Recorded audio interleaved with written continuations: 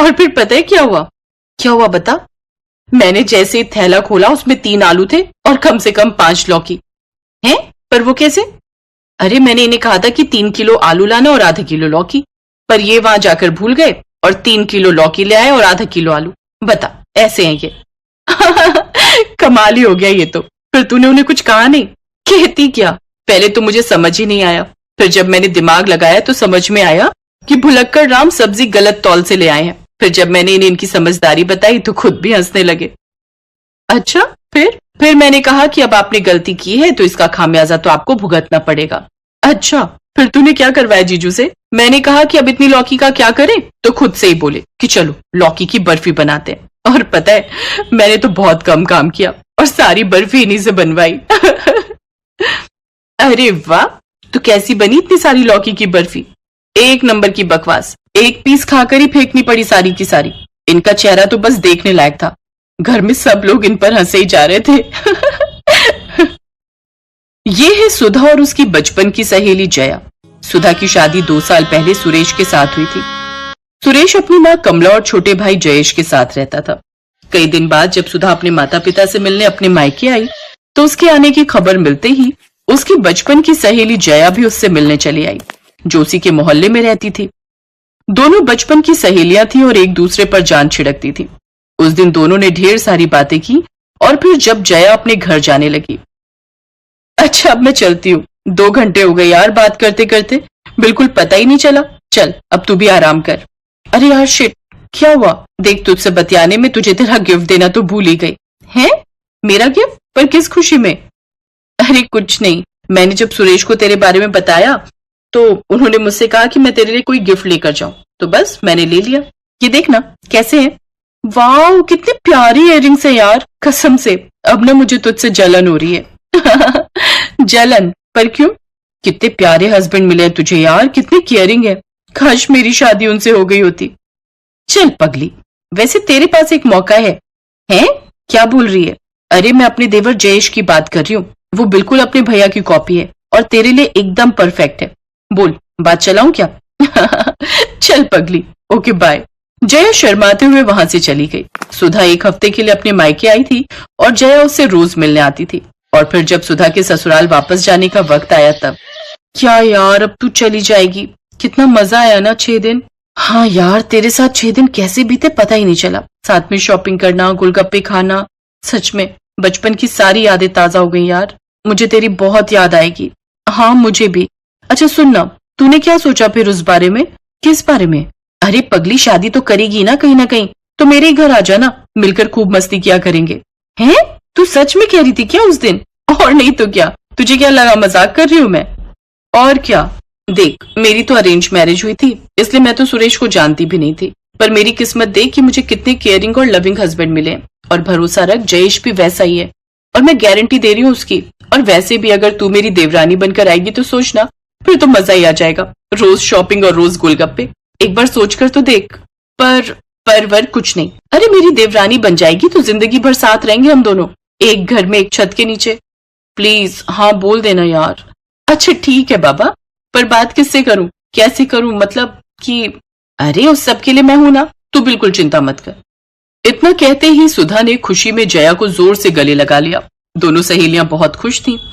उधर सुधा ने अपने ससुराल जाते ही अपनी सास कमला से जया के लिए बात की। पूरा परिवार जया के घर पहुंचा और जयेश को भी जया पसंद आ गई।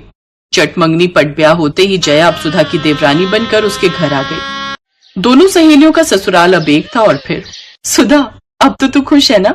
ले आ गई मैं तेरी देवरानी बनकर। पहली बात तो ये है कि ये तेरा और तू कहना बंद कर मुझे, और दूसरी बात मैं तेरी जेठानी हूँ, तो सबसे पहले तू पहले मेरे पैर छू। ये क्या कह रही है सुधा? क्या हो गया तुझे? समझ नहीं आता? पैर छू मेरे। सुधा के ये बदले तेवर देखकर जया हैरान रह गई थी, मगर वो मजबूर थी क्योंकि वो देवरानी थी और सुधा उसकी जेठानी। ऐसे में बेचारी जया आंखों में आंसू लेकर सुधा के पैर छूने के लिए जैसे ही झुकी तो सुधा ने फौरन उसके कंधे पकड़ लिए। ओए पगली, मजे ले रही थी तेरे। तू ना रुक जरा, अभी बताती हूँ जेठानी की बच्ची। सुधा ने जया के साथ ऐसा मजाक किया था कि एक बार को तो जया भी घबरा गई थी। फिर गुस्से में वो सुधा को मारने दौड़ी। उधर सुधा भी पूरे घर में भाग रही थी। जया ने सुधा को पकड़ लिया और फिर दोनों खुशी में जोर से गले लग गई, क्योंकि वो जानती थी कि अब वो जिंदगी भर साथ रहने वाली थी। अब तो वो दोनों हर वक्त साथ रहती, साथ काम करती और घंटों बातें किया करती। लेकिन फिर कुछ दिनों के बाद घर की डोरबेल बजी, जो इन दोनों सहेलियों के लिए किसी खतरे की घंटी से कम नहीं थी। कौन है? सुधा, देखना जरा। मैं हूँ माँ। घर के मेन गेट पर नंदिनी खड़ी थी, जो सुरेश और जयेश की बड़ी बहन थी, और वो अपने साथ एक बड़ा सूटकेस लेकर आई थी। उसकी आंखों में गुस्सा साफ दिखाई दे रहा था। और फिर, अरे नंदिनी, ऐसे अचानक? अब दामाद जी कहाँ हैं? वो नहीं आए और नहीं आएंगे। मैं घर वापस आ गई हूँ माँ। इतना कहते ही नंदिनी अपनी माँ कमला के गले लगकर जोर जोर से रोने लगी। उसने एक सांस में अपनी माँ को सारी बात बता दी।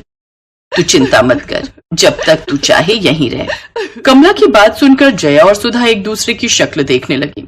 शाम को रसोई में, ए सुधा सुनना, ये नंदिनी दीदी क्यों आई है? यार मुझे नहीं पता। अच्छा, वैसे स्वभाव कैसा है इनका? ठीक ही है, पर ज्यादा बात नहीं करती हैं। उनकी शादी पहले हो गई थी तो मैं भी ज्यादा जानती नहीं उनके बारे में। यार मुझे चिंता हो रही है। किस बात की?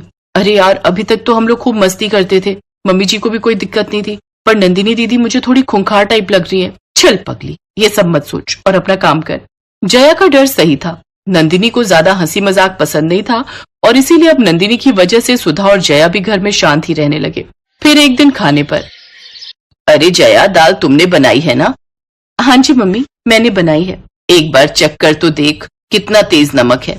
मस्ती अपनी जगह है, पर काम को लेकर थोड़ा गंभीर भी रहा करो बेटा। जी मम्मी जी।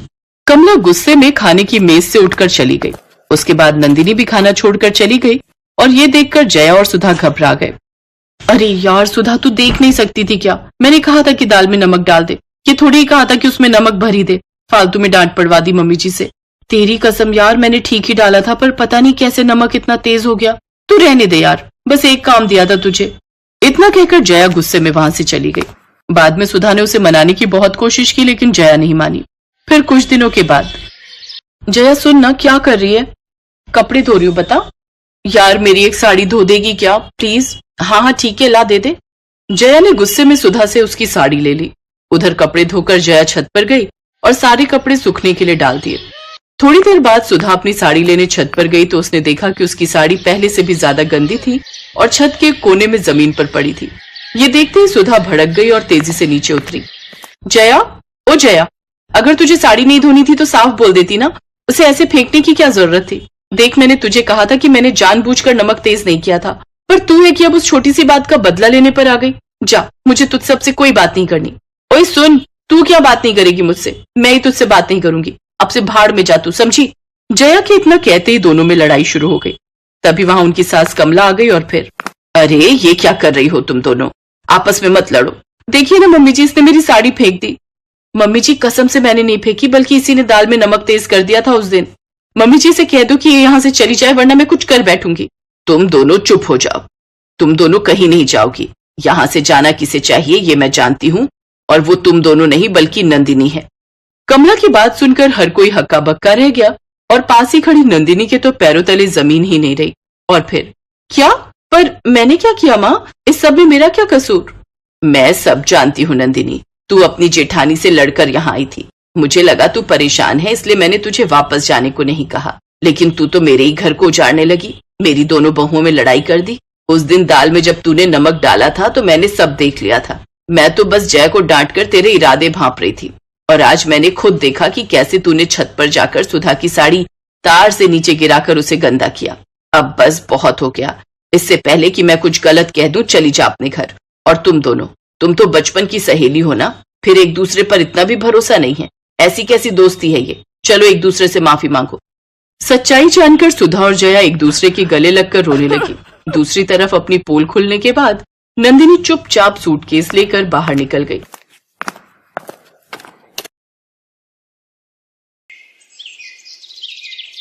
कविता, कविता, आजा। अरे काजल तुम? हाँ आजा, मैं कॉलेज ही जा रही हूँ, चल आजा साथ चलते हैं। काजल के बार बार कहने पर कविता उसकी कार में बैठ गई। उस महंगी कार को काजल का ड्राइवर चला रहा था और पीछे काजल और कविता बैठी थी। अरे वाह यार काजल, तेरी गाड़ी तो बहुत शानदार है। हाँ मेरे पापा की है, वो आज फैक्ट्री नहीं गए तो उन्होंने ड्राइवर भैया से कहा कि मुझे कॉलेज छोड़ आए। सही है यार, मैं तो इतनी महंगी कार में पहली बार बैठी हूँ। अरे अब तो बैठते ही रहेंगे, अब तुम मेरी दोस्त बनोगी। काजल और कविता एक ही कॉलेज में पढ़ते थे। अभी 4-5 दिन पहले ही उन्होंने एडमिशन लिया था। धीरे धीरे काजल और कविता बहुत अच्छी सहेलियां बन गई। वैसे काजल बहुत ही अमीर घर से थी। उसके पापा राजीव सिंह कई फैक्ट्रियों के मालिक थे, जबकि कविता बहुत ही साधारण घर से थी। उसके पिता एक छोटे किसान थे, मगर फिर भी उन्होंने पाई पाई जोड़कर कविता का एडमिशन शहर के सबसे अच्छे कॉलेज में कराया था। काजल की अच्छी बात यह थी कि उसे अपनी अमीरी पर घमंड बिल्कुल नहीं था। फिर एक दिन, कविता जरा सुनना। हाँ क्या हुआ, बता। देखना ये घड़ी कैसी लग रही है। अरे वाह, ये तो बहुत प्यारी है। ये मैंने तेरे लिए ली है, जरा पहनकर दिखा।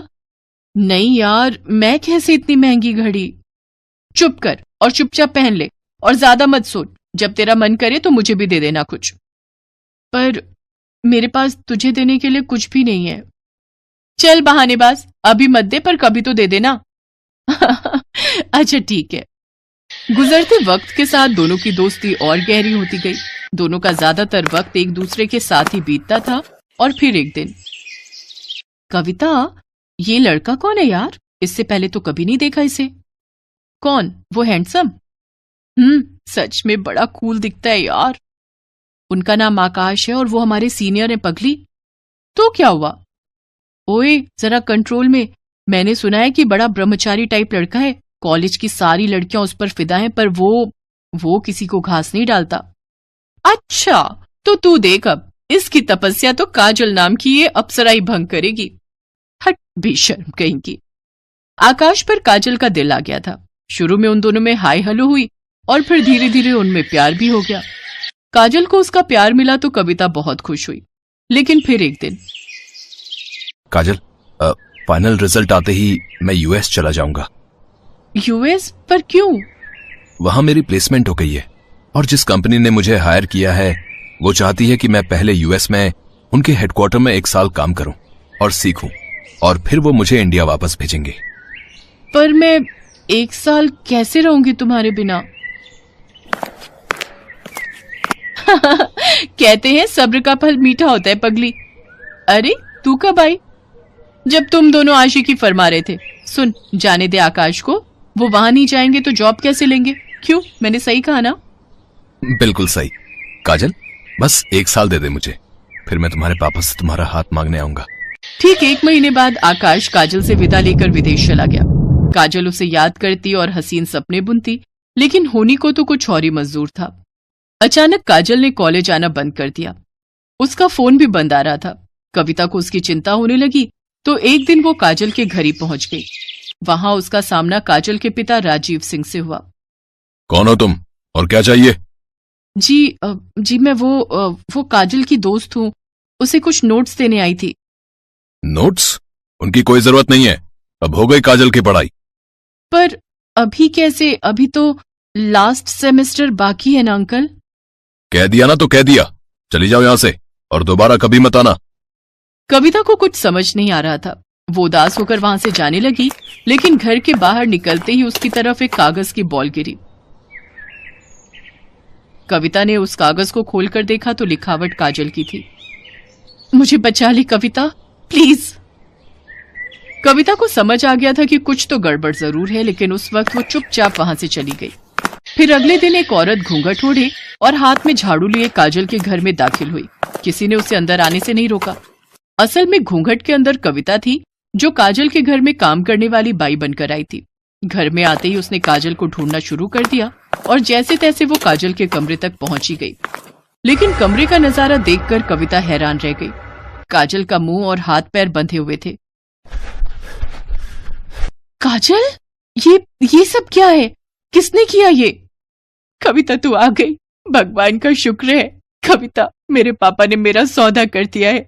तू तो जानती है ना कि मैं और आकाश एक दूसरे से कितना प्यार करते, पर मेरे पापा अपने बिजनेस पार्टनर से मेरी शादी कराना चाहते हैं। वो 55 साल का बुढ़ा है। उसने अपनी पहली पत्नी को मार दिया था और वो मुझे भी मार देगा। हैं? पर तेरे पापा वो ऐसा कैसे कर सकते हैं तेरे साथ? उन्होंने उस बुढ़े से बहुत बड़ा लोन लिया था जिसे वो चुका नहीं पाए, और पैसों के बदले अब वो मुझे सौंपने वाले उस बुड्ढे को। इतना कहकर काजल फूट फूट कर रोने लगी, लेकिन कविता तैयार थी अपनी सहेली को इस मुसीबत से निकालने के लिए। उसने तुरंत दिमाग दौड़ाया और अपनी साड़ी उतारकर काजल को पहना दी और खुद काजल के कपड़े पहनकर उसकी जगह बैठ गई। फिर कविता की जगह काजल आराम से घर से बाहर निकल गई। फिर कुछ देर के बाद, कौन है? अरे कमिश्नर साहब, आप यहाँ? क्या हुआ? क्या बात है? मुझे आपके घर की तलाशी लेनी है। पर तलाशी क्यों? क्योंकि मुझे खबर मिली है कि आपने यहाँ किसी लड़की को कैद करके रखा है। इतना कहकर पुलिस कमिश्नर के साथ आए पुलिस वालों ने घर की तलाशी शुरू कर दी और कुछ ही मिनटों में कविता उनके साथ खड़ी थी। उसके चेहरे पर चोट के कई निशान थे। असल में राजीव को जैसे ही कविता और काजल के प्लान का पता चला तो उसने कविता को ही अपने गुस्से का शिकार बनाया और उसके साथ मारपीट की। लेकिन अब वो अपना किया भुगतने वाला था। पुलिस ने फौरन राजीव को गिरफ्तार कर लिया। उधर आकाश को जैसे ही इन सब की खबर मिली तो वो भागा भागा यूएस से इंडिया आ गया और फिर कविता ने एक मंदिर में आकाश और काजल की शादी कराई। थैंक यू कविता, अगर तुम ना होती तो। अरे ऐसे कैसे नहीं होती मैं? मेरी सहेली को जब भी मेरी जरूरत होगी मैं हमेशा उसके साथ खड़ी रहूंगी। इतना कहकर कविता ने काजल को गले से